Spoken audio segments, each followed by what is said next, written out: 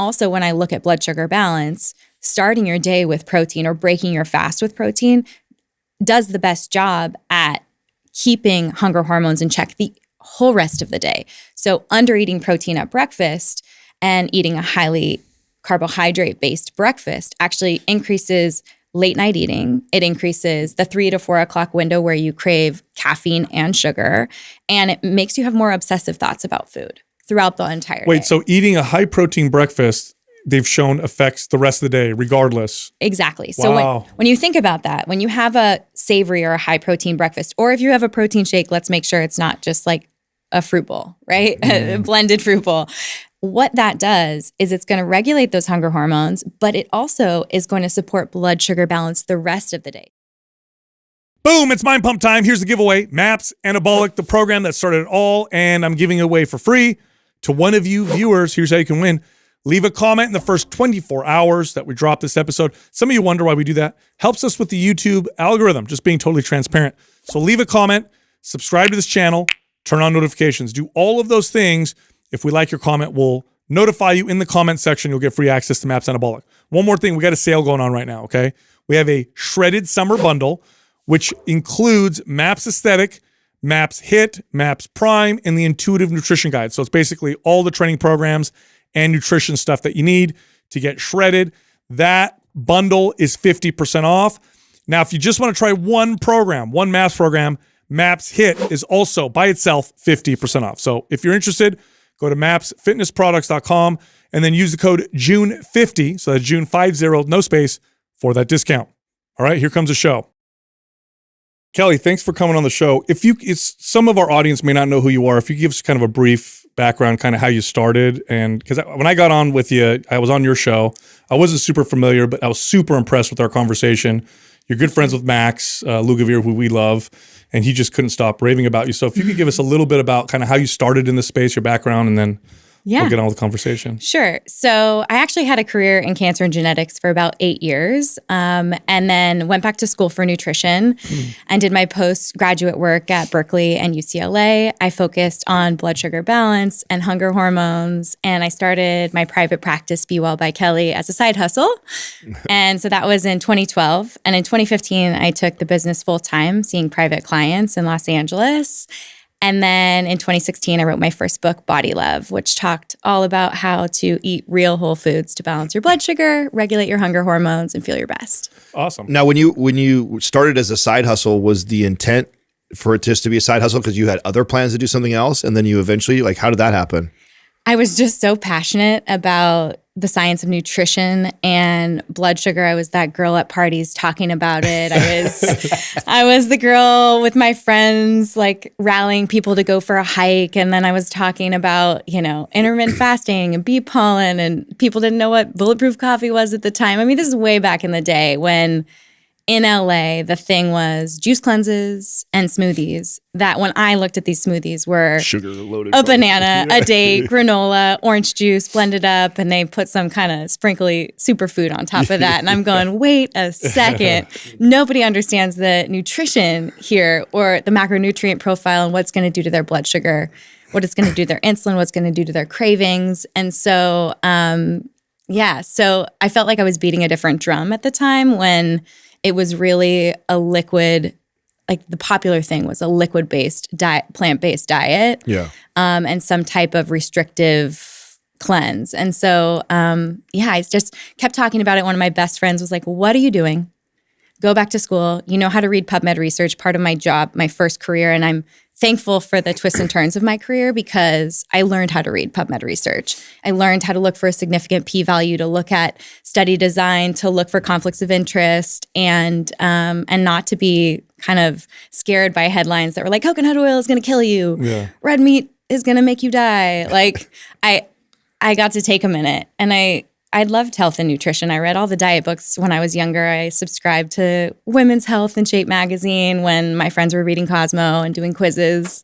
So I feel like it was in me for a long time, but ultimately went back and started the side hustle thinking, I'm just so passionate about this. I want to help people.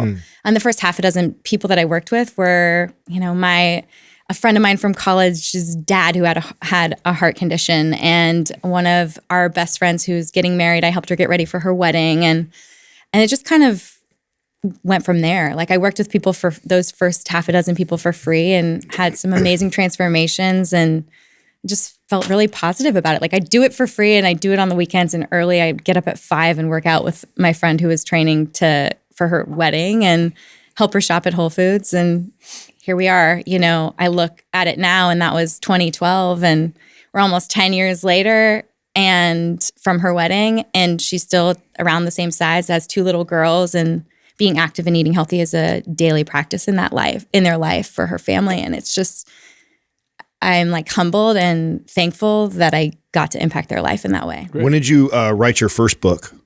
In 2016. In 2016. And that one was, remind me? Body Love. Okay. Yeah. So we talked about it being food freedom. There were some other working titles, but it's all about blood sugar balance. I wanted to teach people how to support their blood sugar through the foods that they were eating. And I was explaining in this book that there are certain foods that regulate your hunger hormones, that elongate your blood sugar curve, that slow down your digestion. So think about protein. Protein digests at a slower rate than carbohydrates. Now, liquid carbohydrates are going to digest the fastest, like an apple juice versus apple versus a steak. Like a steak is going to digest at a slower rate. It's going to be those amino acids are released into the bloodstream at a slower rate. When you start to mix macronutrients, when you add fat, fiber-rich fat, like avocado to a meal, that's going to slow down the digestion. And even when you eat protein and then fat and then your carbohydrates, say something like rice, you're going to blunt that glucose response. And when you're eating a carbohydrate that is cellular in nature versus acellular, so cellular meaning you're having a sweet potato or you're having rice versus rice flour crackers. The minute you have acellular carbohydrates, these are flour-based carbohydrates in which the starch or sugar has been obliterated out of the fiber cell, it actually digests a lot faster. And if you think about it, it makes perfect sense. Throw rice in a glass of water or rice flour crackers in a glass of water, and you're going to see that the rice flour crackers are already turning into that emulsification, that like chyme that our body produces when it breaks down our food with acid. It's pre-digested, essentially. Exactly. Yeah. Like we don't have the fiber to slow it down. And fiber is so beautiful. Like I think nature's amazing at supporting our blood sugar balance. When we're eating whole foods, all of the sugar and starch is wrapped up in that fiber cell. You have to chew through it, you have to digest through it, and then it's being released, passed through the epithelial lining, elevating glucose, and then insulin is bringing it back down. Now, when people hear control blood sugar, insulin, they think diabetes, which is definitely true, right? There's a connection there. Right. But with my experience, the most important piece of that is really, working with people's behaviors, because it's behaviors that can lead to overeating or eating the wrong foods or not having the energy to be active, which then eventually leads to diabetes. So talk about this a little bit. Like you mentioned hunger hormones. What are they and how do they affect our behavior? And then what does that mean?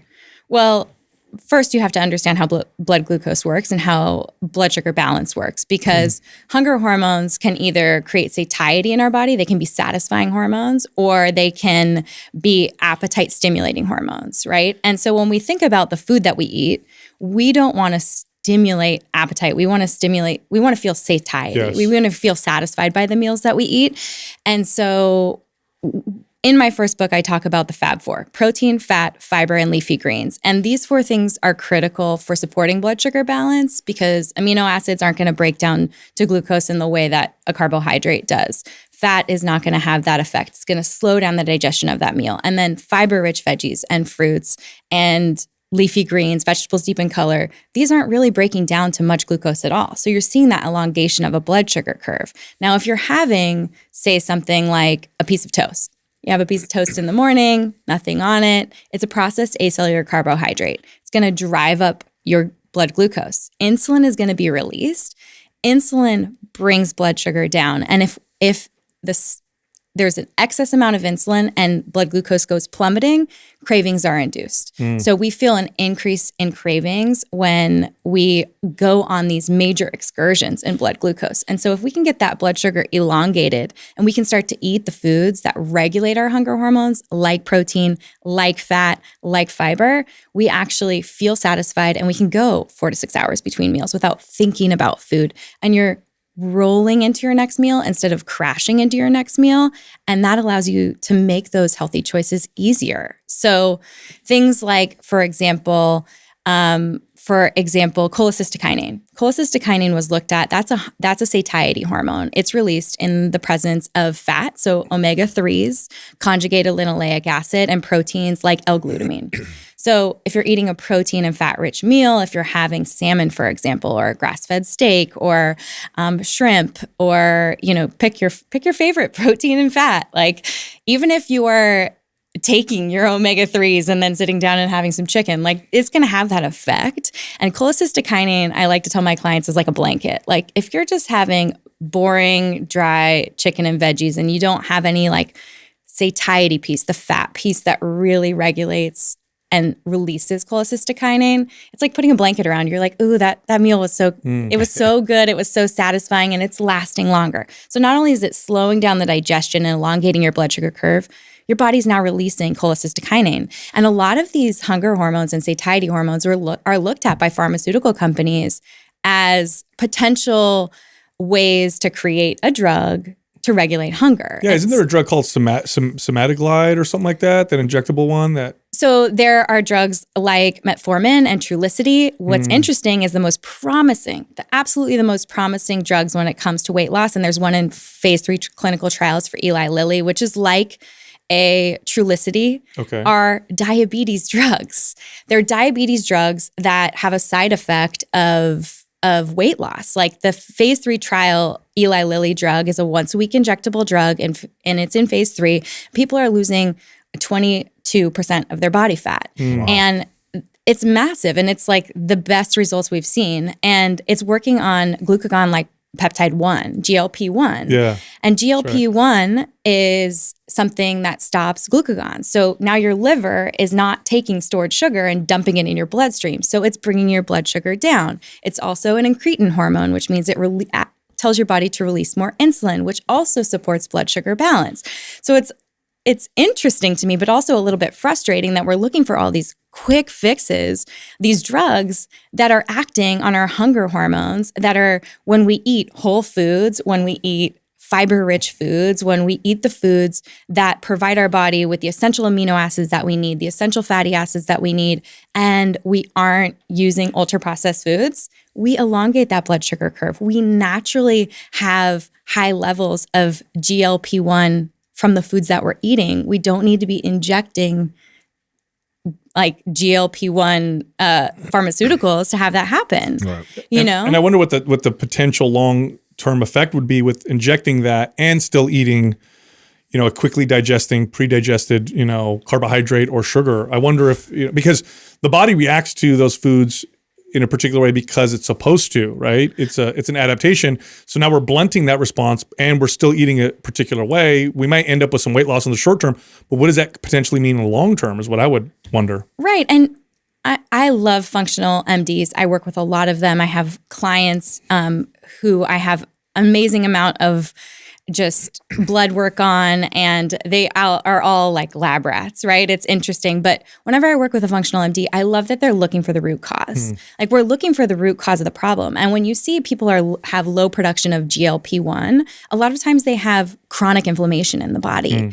And that points to the fact that they're probably eating a highly processed food diet. They are, and there's no quick fix. All of these quick fixes that we've seen in the past end up having side effects and problems. And so for me, I'm looking at the science. Like one of my favorite classes in my post-clinical work was Food, Mood, and Behavior taught at UCLA by Michelle Vargas. And she was a dietitian for a soccer team in Europe and just really an amazing teacher. But what was interesting is people will take bits and pieces of like chocolate makes you feel good and that releases dopamine and that's going to make you feel satisfied. But what was so interesting was we looked at all of them. Like cholecystokinin is one hunger hormone. It makes you feel satisfied. Glucagon like peptide 1 that we just talked about, GLP-1, that is going to help support blood sugar balance. And then you look at something like leptin, and leptin, right, is a hormone that's released from your fat cells that's supposed to tell your brain, hey, we're fat cells and we're full, right? But when we have insulin resistance, when we have chronic inflammation, we also have leptin resistance. And when we look at that as like a drug target, they used it with animal models. It worked in animal models to supplement a leptin-like pharmaceutical, and the animals got the signal, hey, okay, we are full. We don't need to eat anymore. We feel satisfied. But it's broken in human models. Like, we are so complex. And not only is it hunger hormones, but you also have to look at what's the social setting, and when are we normally eating? Because there are hunger hormones that are related to your normal eating times, like ghrelin. Like, if you get up and eat at 6 a.m. every single morning, and then you try to get up and not eat at 6 a.m. in the morning, your body is producing ghrelin. And ghrelin is the highest before you eat and the lowest an hour after you eat. And so, the physical stretching of your stomach is what calms ghrelin. And in chronically inflamed and in research in obese patients, that ghrelin's never calming down. So it is really interesting to start to understand these hunger hormones and know, like, hey, what's mental versus what's physical. And the ghrelin piece is interesting because whenever I have clients come to me and say, hey, I really want to start fasting now. Fasting's super popular. I'm going to wait and I'm not going to eat until 2 p.m. But right now, they're a mom of 3 and they wake up and eat at 7 in the morning every day. Good luck with that. Yeah. Like, it's just not going to happen. And you may, knowing that it's mental, knowing that ghrelin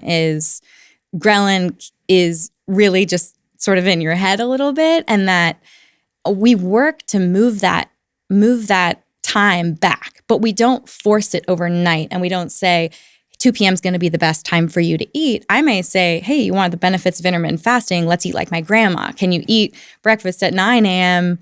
instead of at 7 a.m.? And can you finish dinner by 5 or 6 p.m. and just eat in the daylight hours? But to get from 7 to 9, I may push it back 30 minutes every single day and have them know mentally. It's almost like sleep training a baby, or like pushing yourself for something that just a little bit of time every day. Like, everyone can do 30 minutes. Just push back 30 minutes. Then eat. Just push it back 30 minutes. Yeah, I also, because people eat because they have cravings or hunger, but they also eat because they have bad feelings. I see this all the time with clients. So irritability, or I just don't feel good, or whatever. Stress. Do these highs and lows with blood sugar and do these other hunger hormones, besides causing cravings, can they also just make you feel crappy?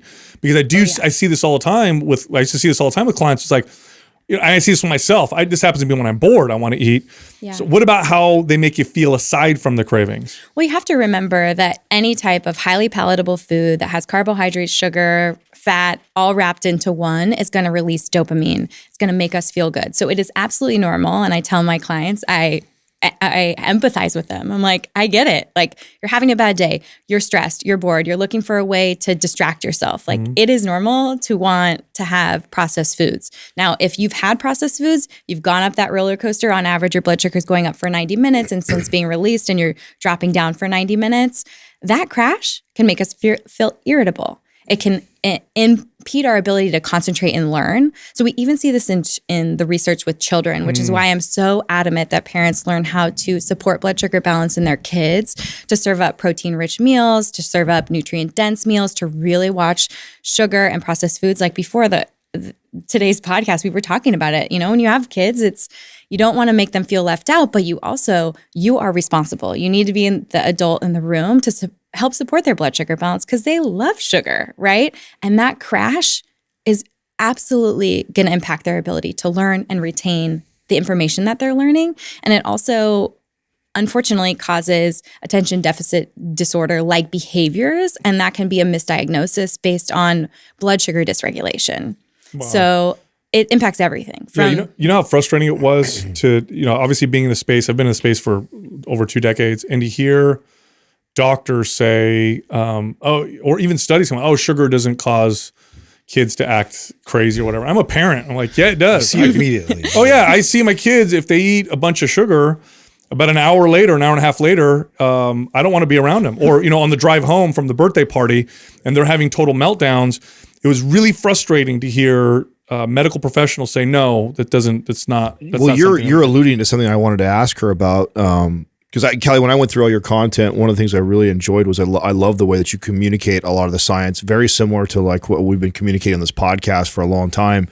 I don't know, it was like maybe 6 or 7 years ago when we came out and we had shirts made that said IIFYM sucks. And we stirred up a lot of controversy about that because at that time it was getting really popular.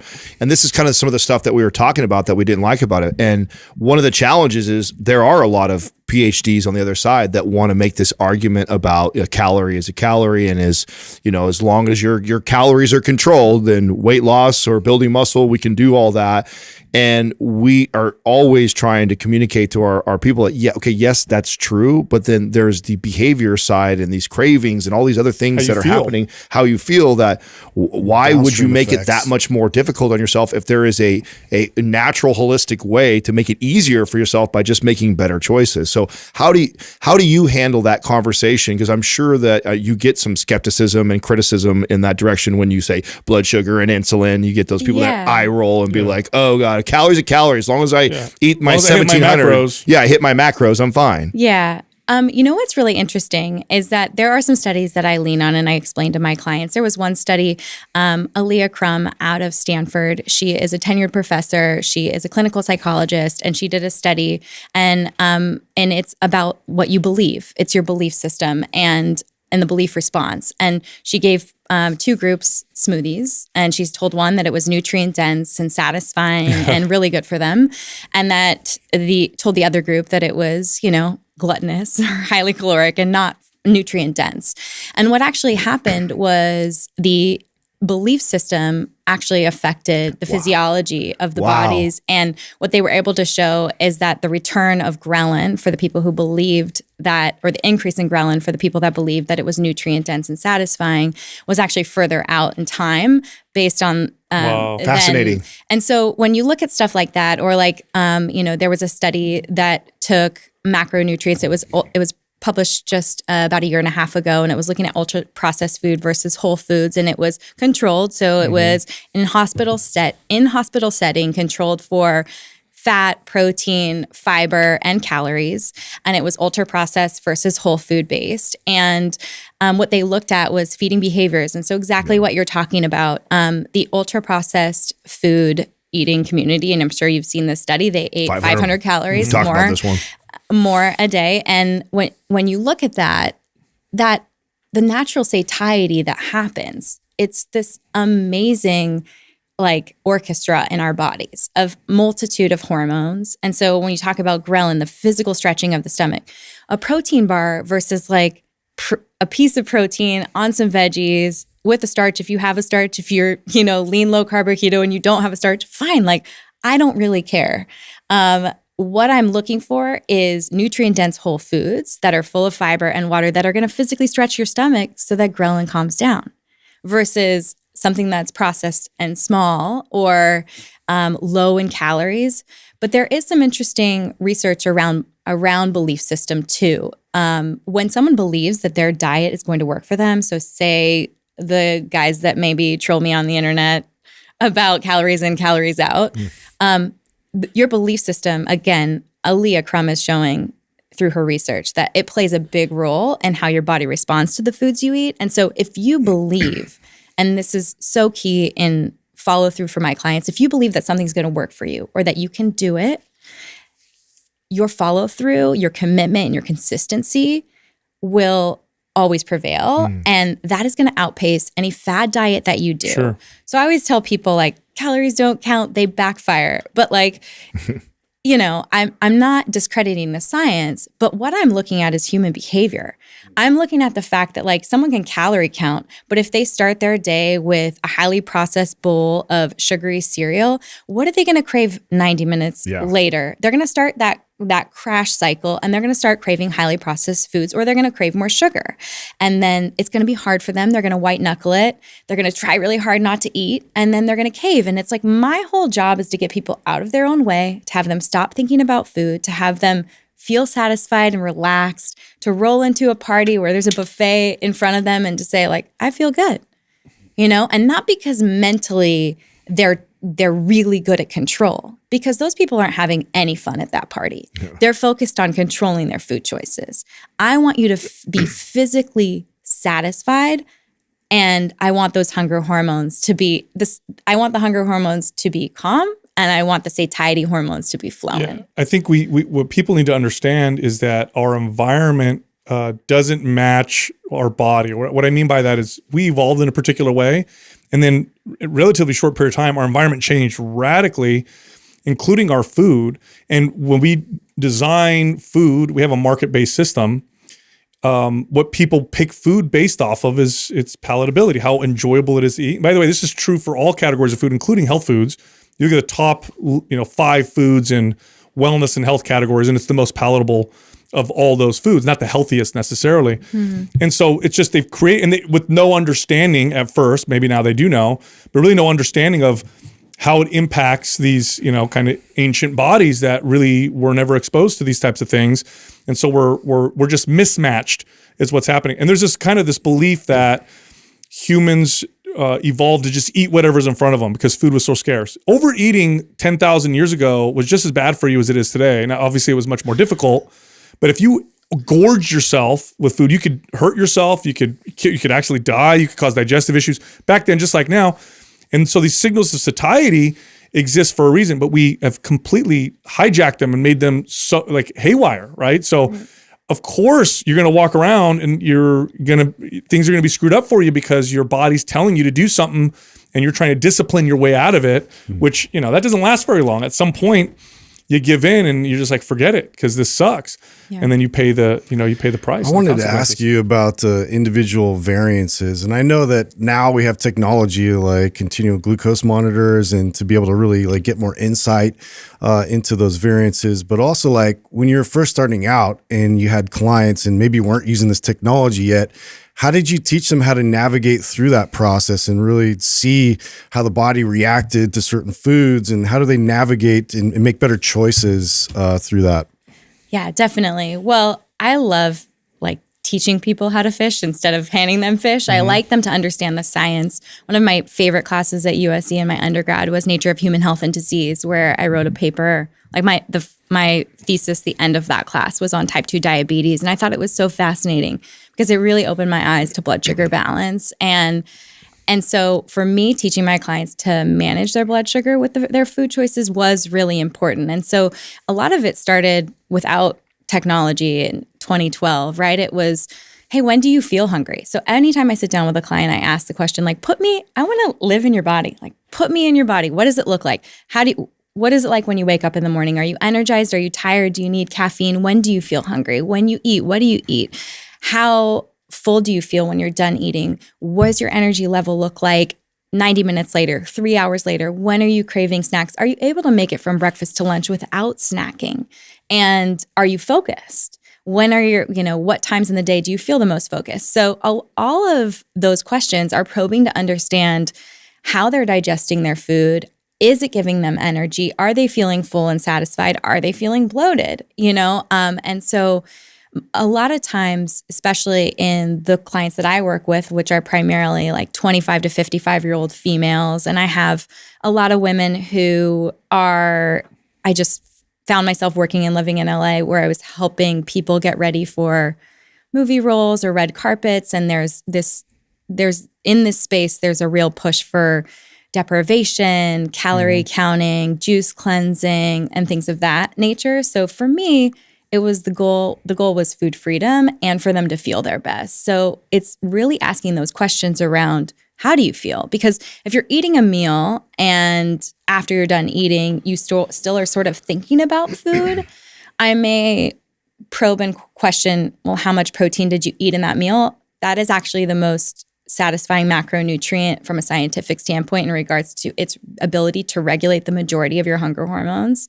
You have a hunger hormone called neuropeptide Y, and I always joke, it's like, why don't you just eat more? Because it's from the top down. It's a hormone that makes you crave more sugar and carbohydrates. So if you finished a meal and this hunger hormone is still raging in your body, you might not have eaten enough protein because protein is something that calms that that hormone. So I'm always looking for low-hanging fruit of, are you going to send yourself up and down a blood sugar roller coaster with this meal? Are you suboptimal when it comes to protein intake? Or are you having a hard time digesting your food, for example? It really, I mean, everyone is different, but I'm looking for the easiest points of entry to get like the biggest bang for my buck. What's the theory behind why protein is creates so much satiety versus, let's say, carbohydrates? Is it because in nature, protein-containing foods tend to also come along with lots of nutrients, and carbohydrate-containing foods in nature you need to eat more of them to get the same amount of nutrients? Is that the prevailing theory, or is there something else? Well, there's a lot there. So when you look at glucagon, like peptide 1, GLP-1, when you look at ghrelin, when you look at leptin, when you look at neuropeptide Y, when you look at glucose response to eating protein and insulin, a normal insulin response, it regulates the majority of those hunger hormones. It also is interesting because you have nerves that innervate your gut that are scavenging for essential amino acids, and they're scavenging for essential fatty acids. So there's a protein satiety theory. Have you guys talked about that on the show? There's a belief that we will stop eating as humans when we have gotten the amino acids from the food that we're eating, and that we feel the most satisfied by that. That's why high protein diets are so effective at helping with calories. Exactly. Like there's no way around the fact that whether you're raw vegan to paleo, somewhere in between, that you have to get essential amino acids from your food and you have to get essential fatty acids from your food. You cannot synthesize these or produce these in the body. And they make everything from our muscle cells to cellular repair, neurotransmitters, hormones, everything. And so when I look at blood sugar balance, starting your day with protein or breaking your fast with protein does the best job at keeping hunger hormones in check the whole rest of the day. So under eating protein at breakfast and eating a highly carbohydrate-based breakfast actually increases late night eating. It increases the 3 to 4 o'clock window where you crave caffeine and sugar, and it makes you have more obsessive thoughts about food throughout the entire day. So eating a high protein breakfast, they've shown affects the rest of the day regardless. Exactly. Wow. So when you think about that, when you have a savory or a high protein breakfast, or if you have a protein shake, let's make sure it's not just like a fruit bowl, right? A blended fruit bowl. What that does is it's going to regulate those hunger hormones, but it also is going to support blood sugar balance the rest of the day. So instead of starting with, say, something that is highly processed, that is dense in carbohydrates, that spike and crash, it's almost like you don't recover. That first meal of the day, especially coming off of a fast, they've been able to show when people fast and go into a high glycemic meal, they actually have higher glucose excursions. They have more inflammation, interleukin-6, C-reactive protein is higher.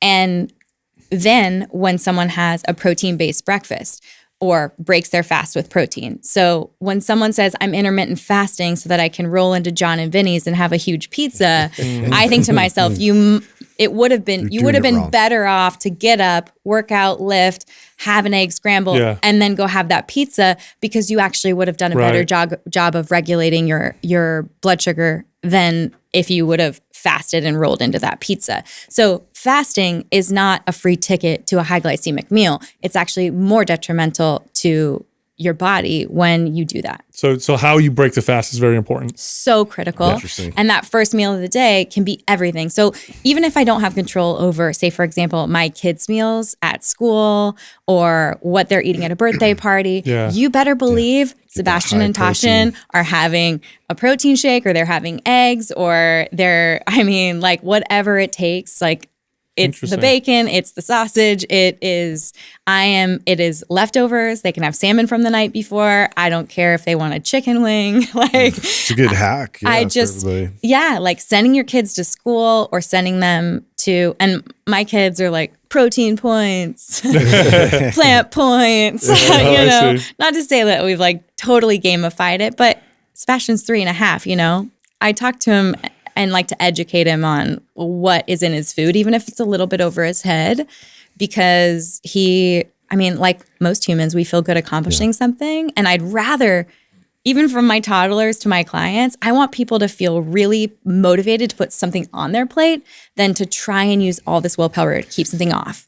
The minute you say, you can't have this, you can't have that, you can't have this. We talk about this all the time. Yeah. All you want are those things, off-limit things. I've heard you actually talk about how you explain this to your kids, and we do the same thing. My wife's really good at this about like carrots good for your eyes, and protein's good for the muscles, and like there's that association, so they know like to seek those types of foods to build up their body. And I think that's like a great way to kind of connect all those choices to them. Thanks. Yeah, same right back at you. Like being a parent is tough. You want your kids to feel motivated to.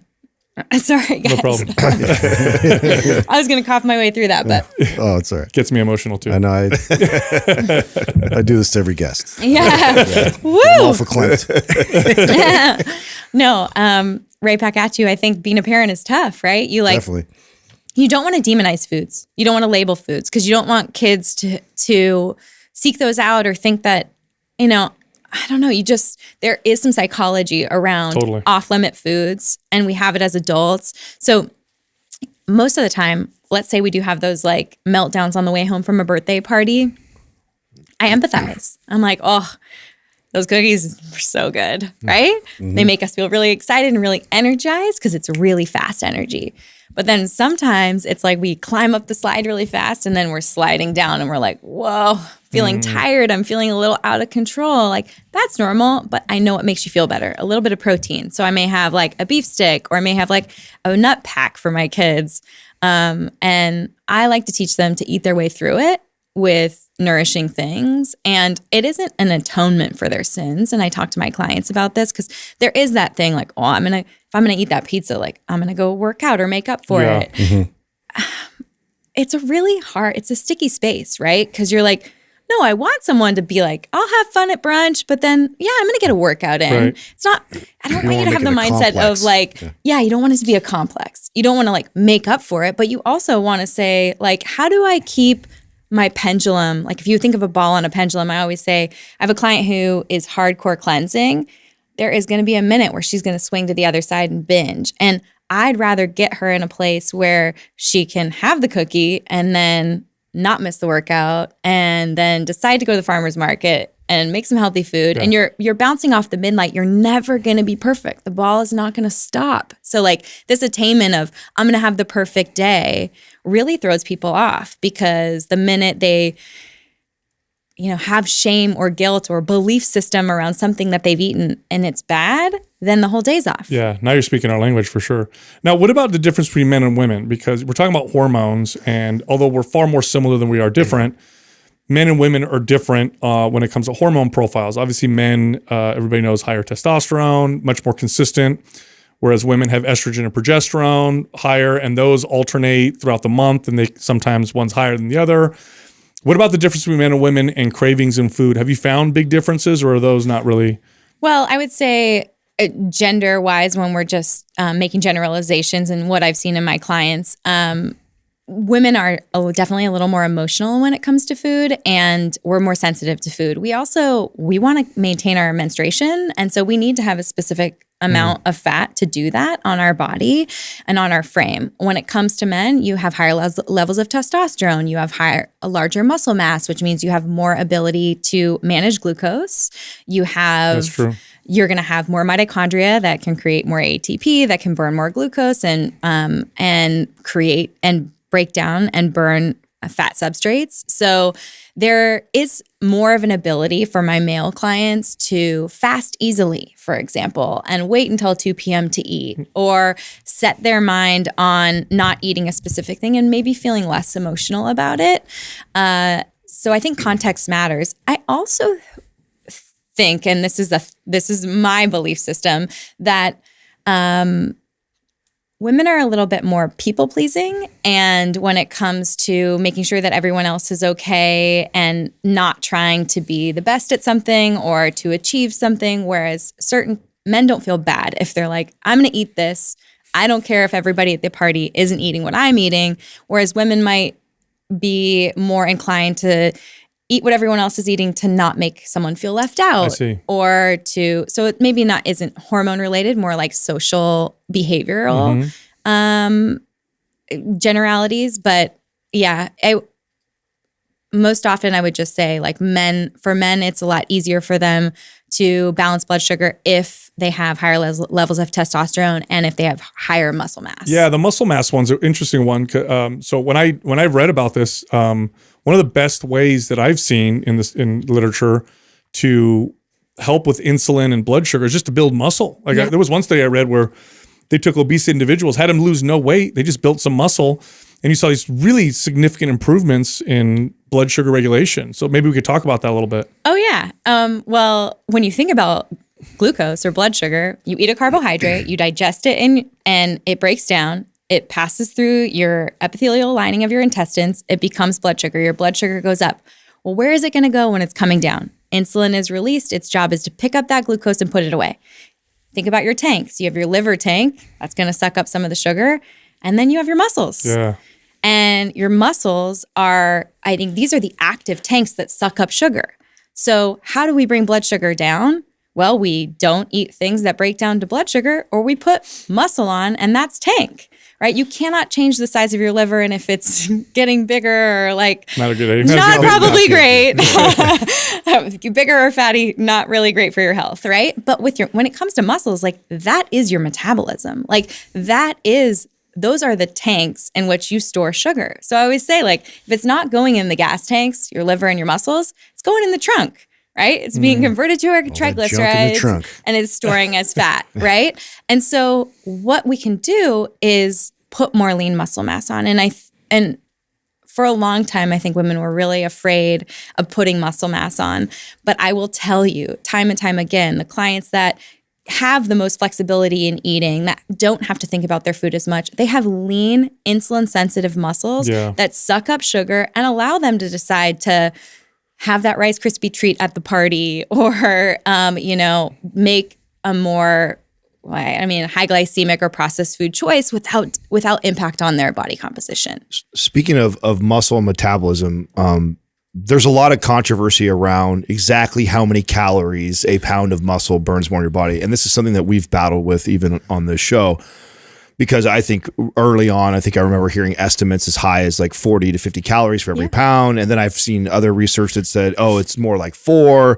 Now, in my experience, if I could take a male or a female client and add 10 to 15 pounds of muscle on their body, we have dramatically changed the amount of calories they can eat. And it doesn't line up with what I've read. Yeah. And so we've had the challenge. Can you explain that? Or have you, what are your thoughts on that? Well, I think you have to look at the entire experience there, right? So you're putting on muscle mass, you're raising your metabolic rate. You're also you're increasing the amount of glucose that person can eat. You're clearing glucose faster, right? And you're balancing blood sugar in a more effective way, which is also going to support those hunger hormones that we talked about. When we have elevated levels of glucose and blood sugar constantly in the body, not only does it increase cravings, it increases insulin, it increases the chances of metabolic and chronic lifestyle diseases, type 2 diabetes, polycystic ovarian syndrome. It's going to impact fertility. It's going to, everything. So when we just say, putting on a little bit of muscle is just going to have us burn more calories, it's a whole change in how you feel, our energy levels, our ability to perform in our job and be the best version of ourselves. So, I'm not one to fight when it comes to the calories burned for a pound of fat, 3 to 5, or a pound of muscle, 40 to 50. Yeah. I look at that and I say, you've increased someone's metabolic health and longevity. Not only that, but every single time that they are activating those muscles, they're releasing myokines, which are, those are anti-inflammatory chemicals that are released from the muscle after 3 minutes of muscle contraction that are amazing for the body. So when you think about that, it's counteracting these cytokines or these inflammatory chemicals that are all in the body. So I think, no doubt in my mind that putting on muscle is one of the best ways to support blood sugar balance. And we also know that movement after a meal, even movement before a meal or after a meal, if you want to have a glucose excursion, is one of the fastest and best ways to bring glucose down. Right. Yeah, go for a walk after eating. Yeah, tag it to store as energy and to store as glycogen in the muscle versus having that blood sugar elevated for the long haul overnight, whatever the case may be, causing inflammation, waking up with elevated blood sugar.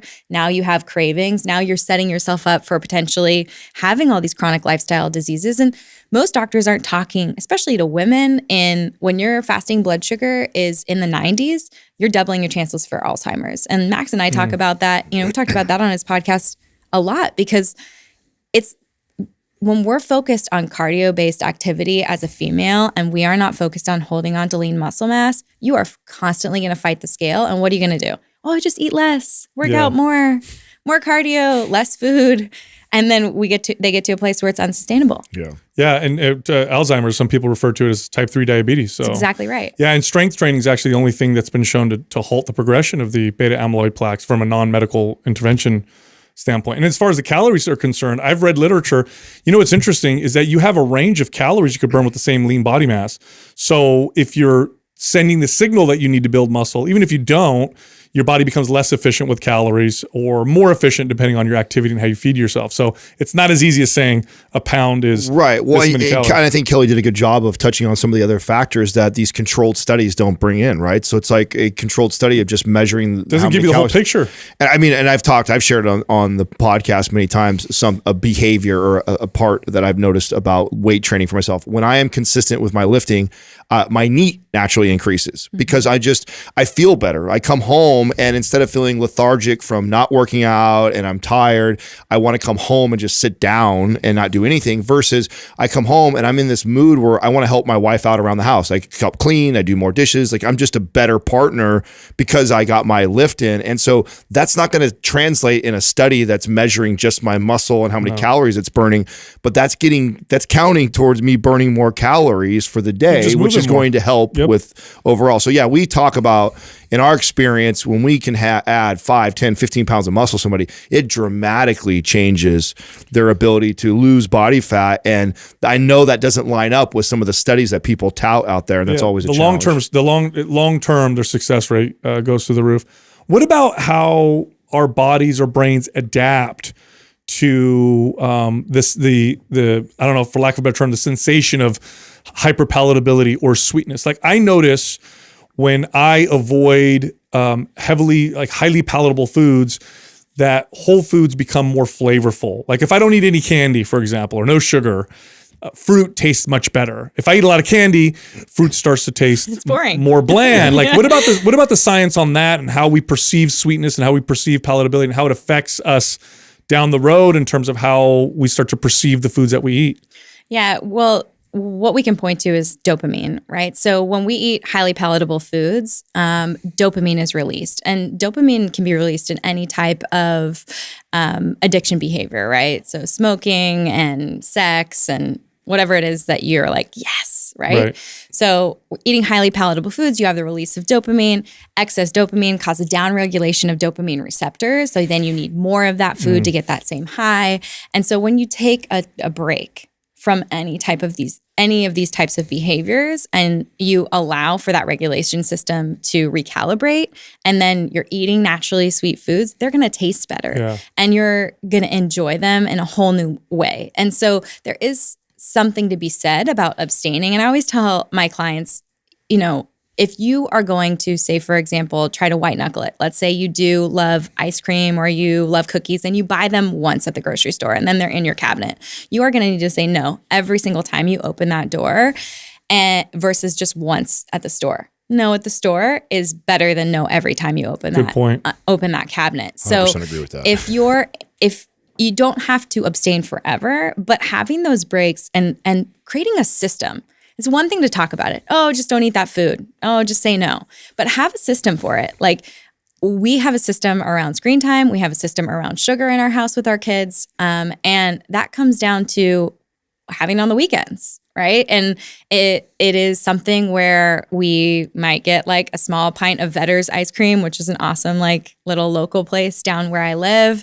And we'll get that and it's made with dates and really awesome. So shout out to them.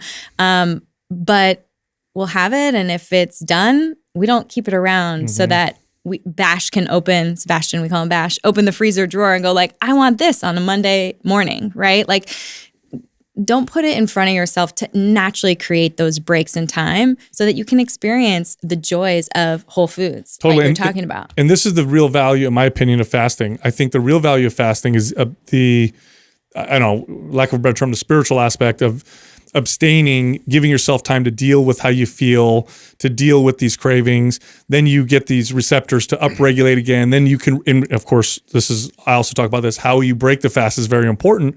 Then you find all of a sudden foods that maybe were more bland or more enjoyable. You have less cravings for those super sweet types of food. In fact, I found after a long fast that really sweet foods are overwhelmingly sweet, where I'll eat it and get almost nauseous from it because my brain has changed itself. Speaking to the overwhelmingly sweet, in terms of like artificial sweeteners and maybe some downstream effects of, behaviorally, if people think that they're not really getting the calories necessarily from these like artificial sweeteners, have you noticed any behavioral like sort of red flags as a result of maybe incorporating that in your diet? Yeah.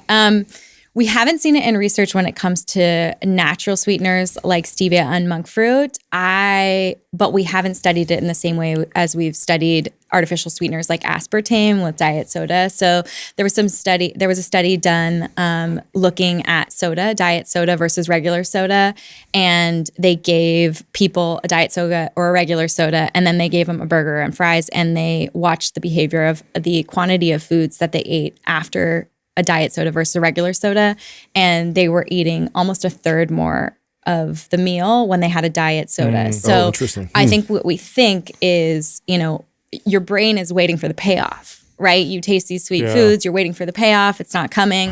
And then we end up overeating or almost looking for those foods, looking for that sweetness or looking for those calories in the food that we're eating after. So like I said earlier, there's no quick fix, right? If you need something sweet or you want to enjoy something sweet, if you can, fruit, nature's candy, that's a cellular carbohydrate. It's locking up the sugar. You have to chew through it, through that fiber. You're getting all the phytochemicals and antioxidants present there, the polyphenols. Amazing research coming out on how that is supportive of our gut health.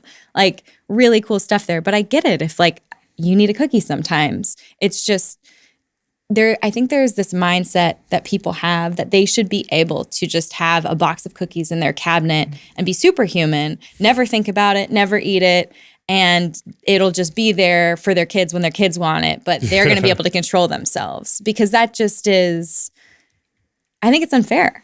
Like you wouldn't tell an alcoholic who potentially is looking to be sober to go have a soda or soda water, Topo Chico, Perrier, whatever, go have it at the bar that you used to drink at. Like, that's really unfair, And why spend that mental energy there when it could be spent doing amazing things for your career, doing amazing things with your kid, like productive energy versus, I think it's just energy being used in the wrong space. The problem is that when we do that, we're in a motivated state of mind. Oh, I'll totally be able to say no with the cookies in my cupboard. And then you're not always going to feel that strongly about your discipline, and you're going to end up giving in. That's why I don't have potato chips, for example, in my house, because that's my food. That's the one that I can't say no to.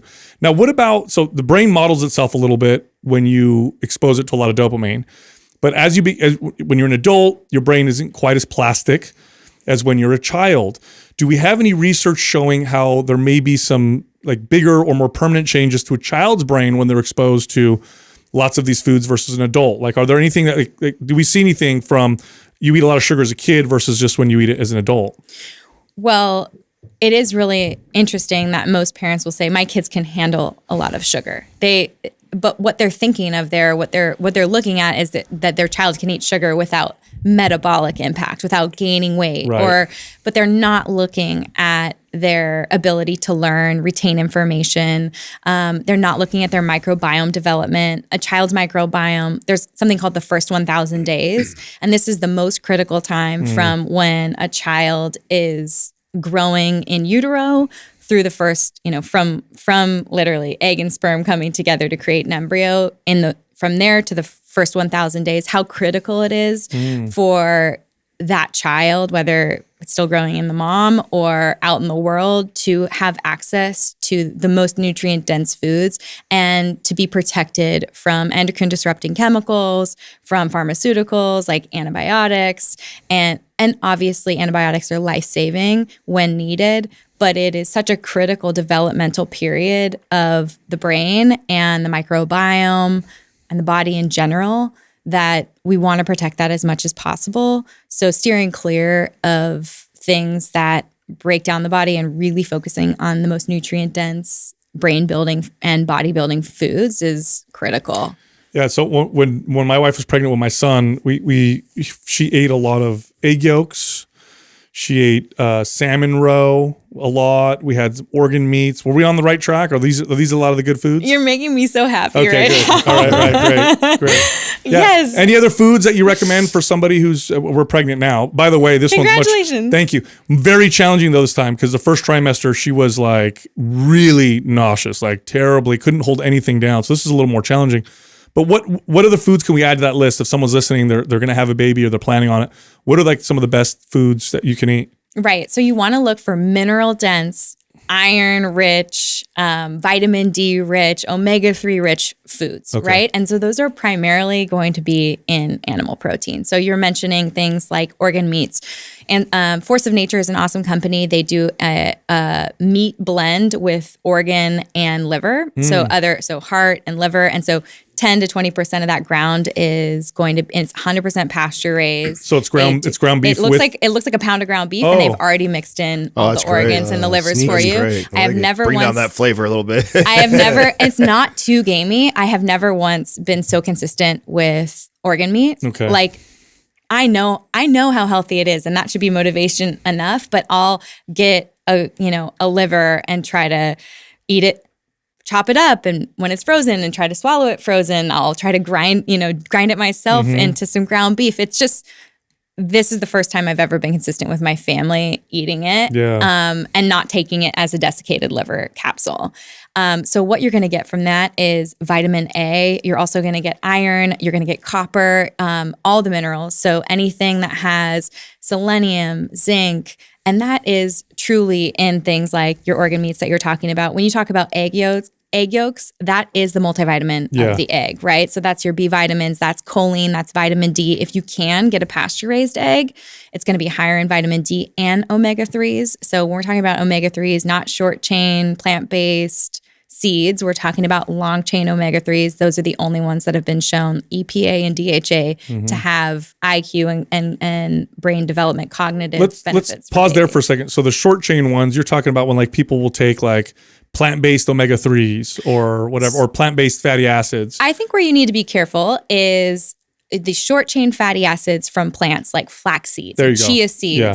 You're going to see it on the side, or like anything that uses canola oil, right? That you're going to see like rich in, I'm thinking of like Hellman's mayonnaise. It's going to say rich in omega-3s. And you're like, that's short chain omega-3s. Your body needs to take those and needs to convert them to a long chain omega-3. And we do a really poor job of doing that. Only of all those short chain omega-3s that we ingest, we're really on average, depending on, it changes between a male and a female, but on average, it's like 5 to 10% of those are being converted to long chain omega-3s.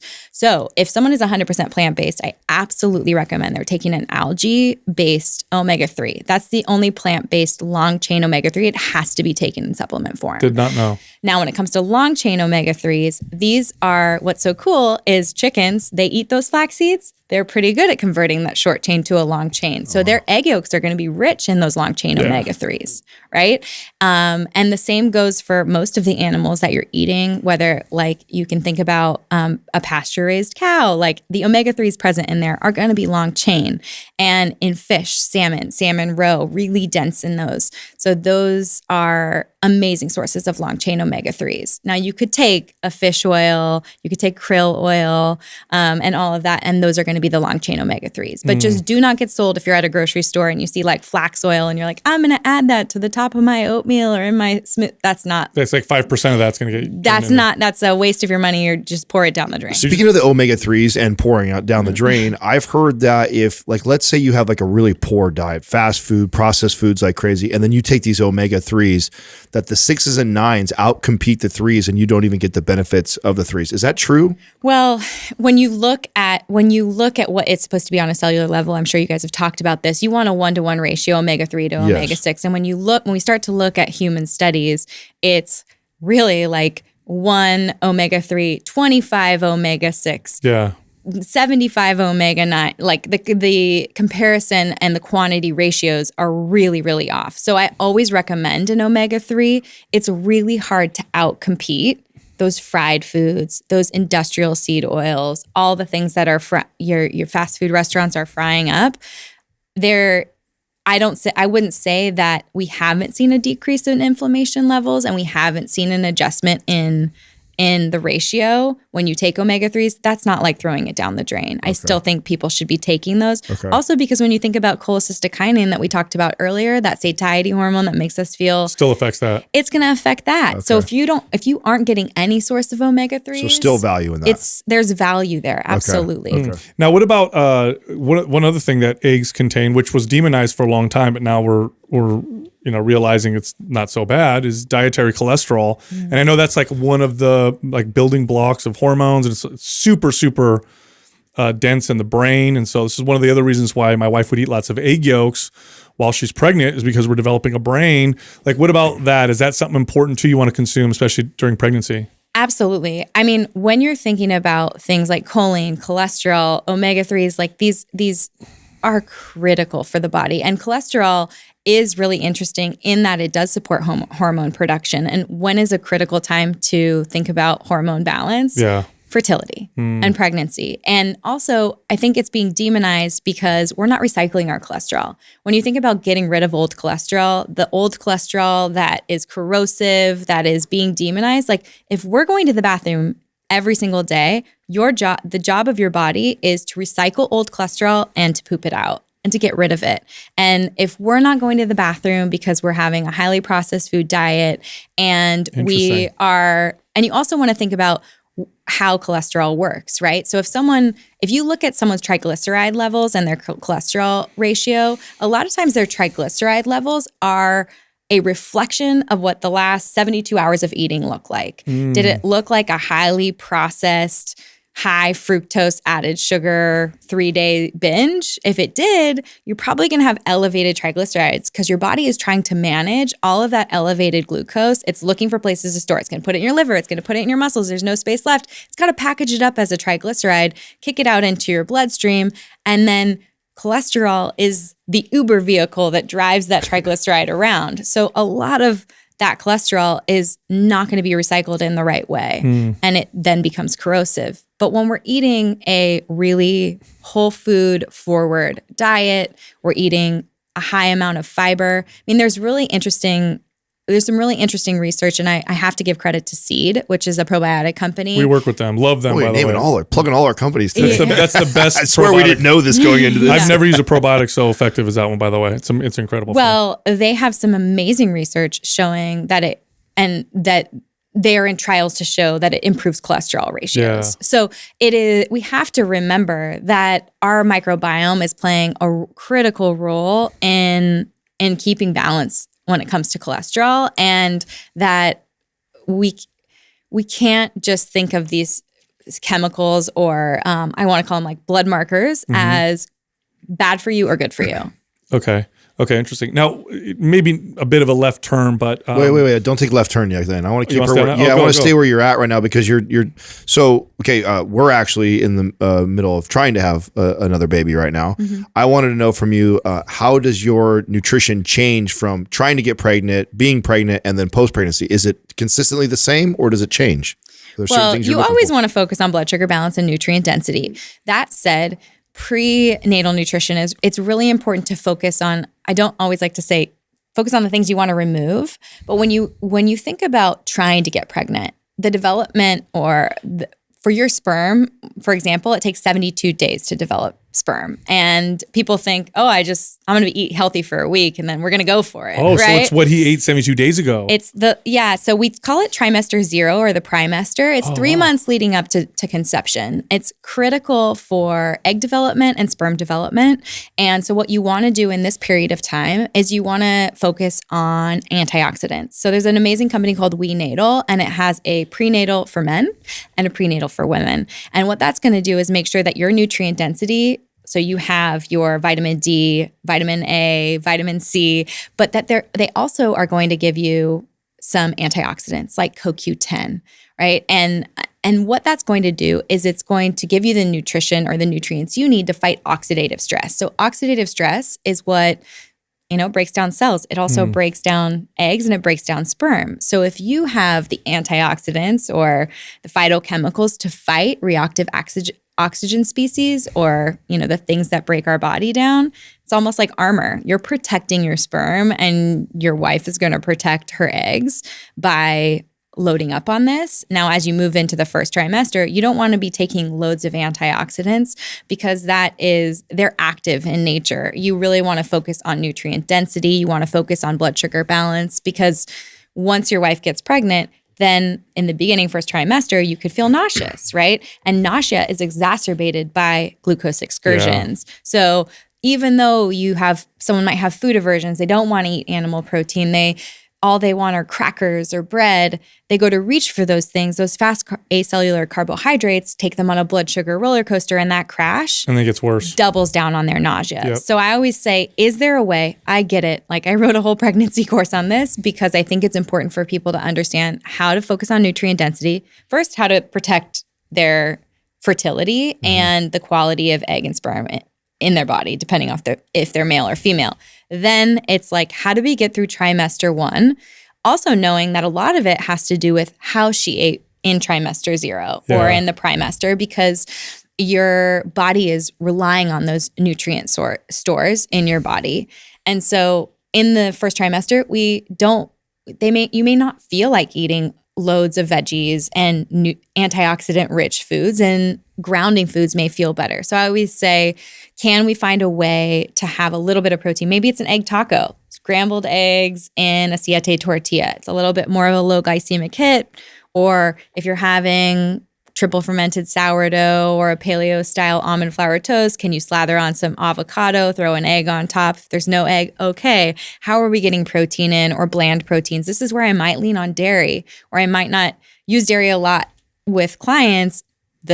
It's amazing for vitamin D, calcium, and minerals too. So you may use a bland cold cottage cheese or a plain Greek yogurt as a way to get a good quality protein in to support that blood sugar balance, so that we're not riding that roller coaster, even when we maybe don't feel like everything kind of sounds gross. Yeah, we did that. We led into, we weren't necessarily trying, but we knew we would eventually. And so my wife ate a particular way leading into, and then we had this first trimester, which was she was just throwing up all the time.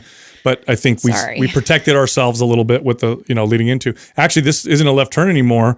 You brought up, fertility and sperm. Creatine is a supplement that, people in fitness have been taking for a long time. It was for building muscle. Now we're seeing it's got health benefits.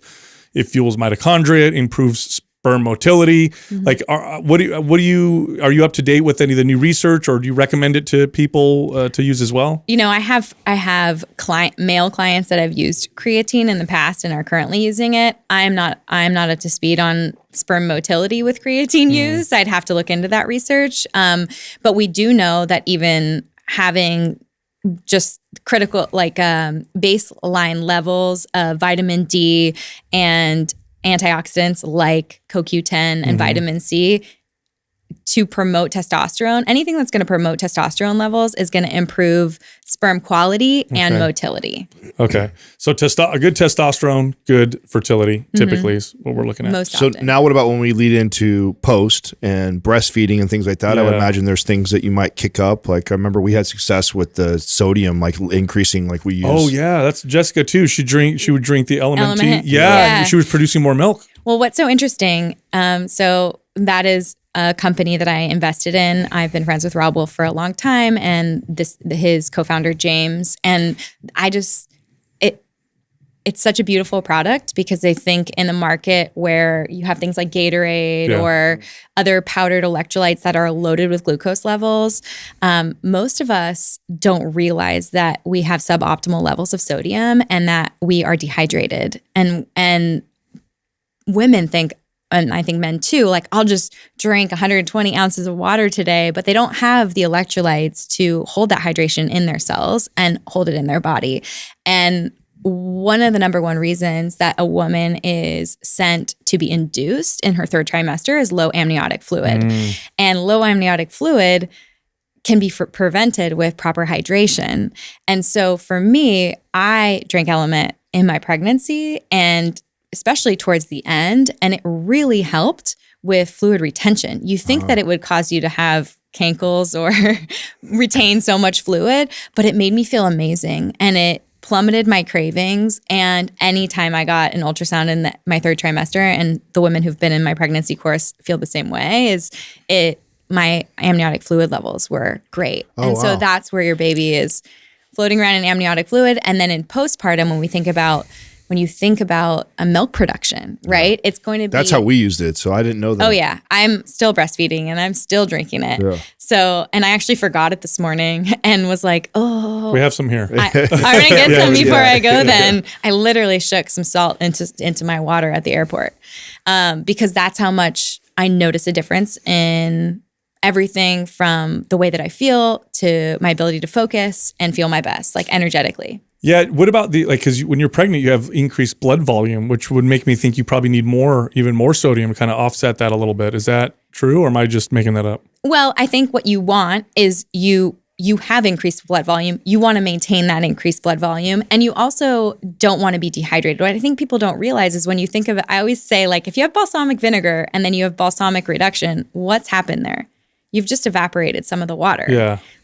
And that you can think about that like blood sugar. If you're not properly hydrated, your milligram per deciliter of blood sugar is actually higher. So wait a minute. So dehydration, you'll have worse blood suger then as a result. Wow, I didn't. That makes total sense. Exactly. So for me, when someone is properly hydrated and they have the electrolytes that they need, they have the sodium that they need, they're going to have less cravings for sugar and they're going to feel more energetic. Then when you think about blood sugar in the body, like in your body that needs to be regulated, you're actually you're decreasing milligrams per deciliter because you're increasing the amount of deciliters of blood that you have in your body. Interesting. Wow, that's fascinating.